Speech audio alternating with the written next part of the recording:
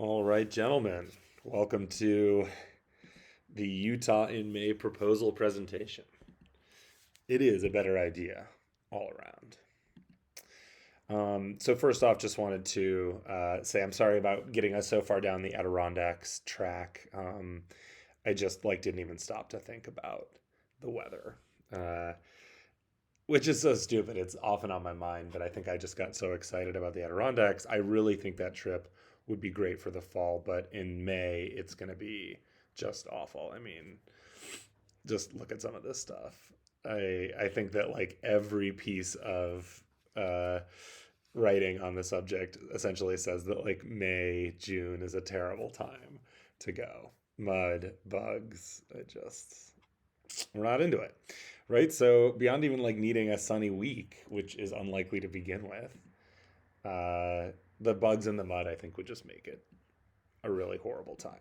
Uh, so my alternative proposal is this.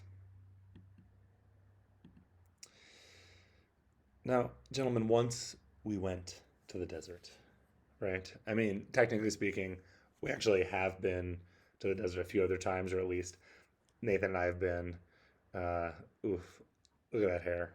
God, so good. Look at Tommy. I just that face. Also, the legend of old Bagfoot. Uh, the, the episode where he climbs up in a tree. Great moment.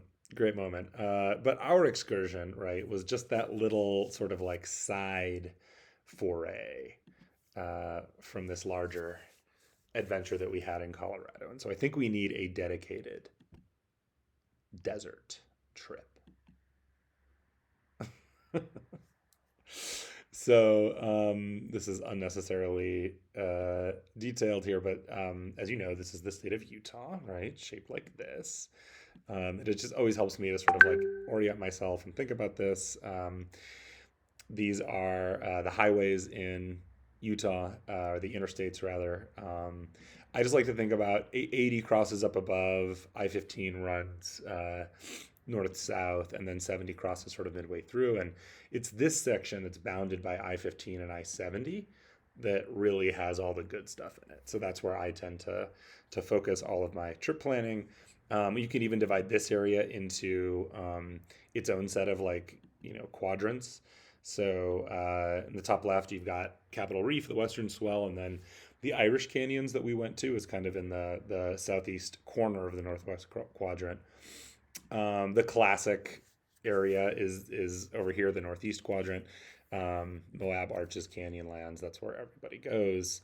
There's some cool stuff in the southeast corner, especially Dark Canyon, and Four Corners is there, as well as a few other interesting places.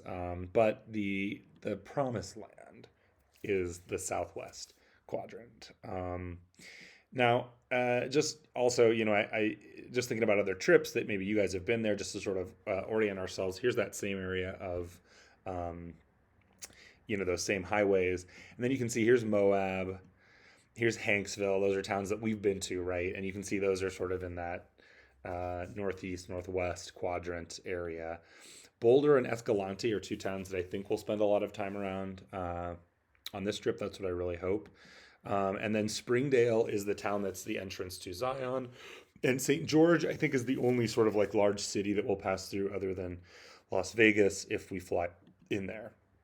And then here's the Colorado River. It's sort of nice to think about where it is in relation to all of this.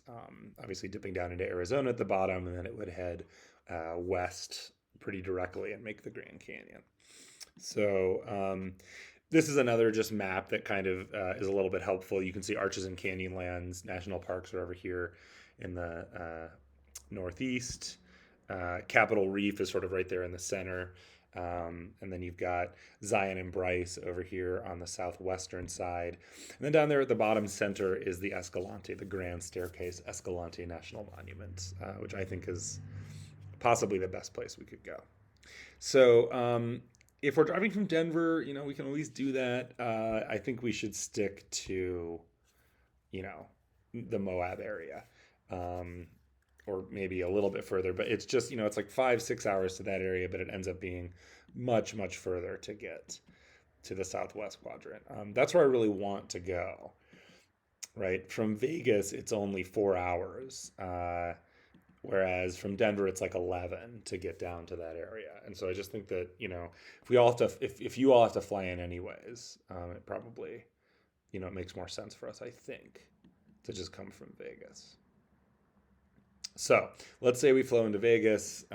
This would be sort of my proposal, right? So we fly in day one, right? Fly into Vegas, get a car, and then go sleep at a weird casino hotel.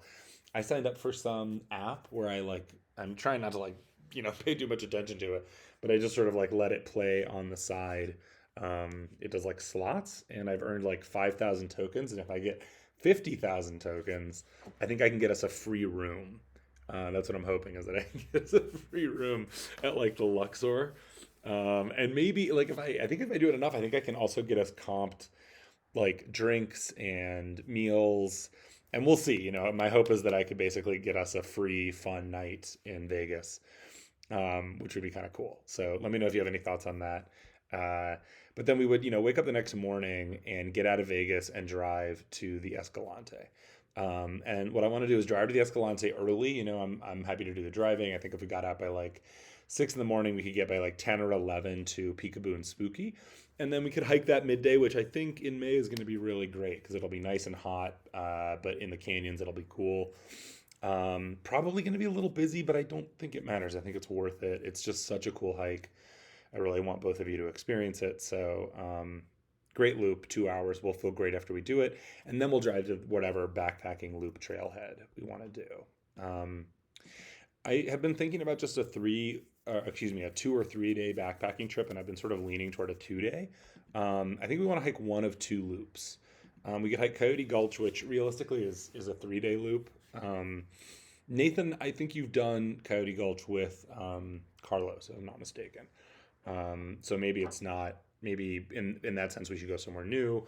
But it is just like a gorgeous part of the Escalante. Another option would be Little Death Hollow, which is a 17-mile loop through Little Death Hollow, Horse Canyon, and then something called Wolverine Canyon. It's supposed to be great narrows. I've never done it before, but I think that could be a really fun one where we like jaunt in, 10 miles or something on the first day, and then, just do like, I don't know, like 8 and 8 or 10 and 7 or something like that. I think that could be really a fun time. But I think just spend 2 days there and kind of like one long day in and camp and then one long day out. And then I think on day 5 we should drive to St. George, and on our way we'll stop at Zion. It'll probably take us about 3 hours to get into Zion and parked. And then Angel's Landing is the hike I think we should do. It's like a 3 hour hike. I think we could also maybe do the Narrows, depending on how warm it is. That could be a lot of fun too. So anyways, Angel's Landing hike we would do, and then I think drive to St. George and check into an Airbnb for the 5th night. And then, days 6 and 7 are just us hanging, gaming, chillaxing. And then we fly home on the 7th or 8th day, and so just like thinking about what this could look like. Let's like imagine if we were doing this in May, and I'm thinking toward the end of May, right? This is sort of my proposal. What if we all arrived on Saturday the 21st, right? We could all work a full week.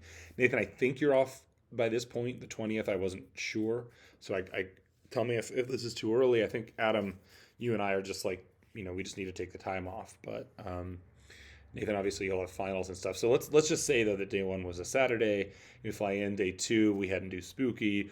Days 3 and 4 and like maybe the morning of 5 we're on a backpacking trip, or doing the loop, right? Day 5 we also go and hike Angel's Landing and Zion. We come out, drive, hike Angel's Landing, and then drive to the Airbnb.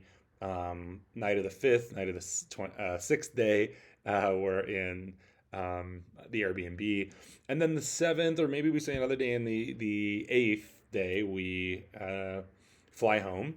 And then, because it's Memorial Day, we'll have some recovery time, all of us at home. And so that's just like a thought. I mean, I know it's kind of a long time, 7 or 8 days. But I was looking at it, and if we end up taking 3 or 4 days out of the week anyways, it starts to feel like we should probably just take a whole week off. And at that point, we have 9 days with the weekends on either end. And so I think, like, not having to rush at the beginning and also getting a little bit of time at home at the end is important to all of us. So just just an idea, right? But one way or another, I will see you boys in the desert, or should I say, I'll see you suckers in the desert.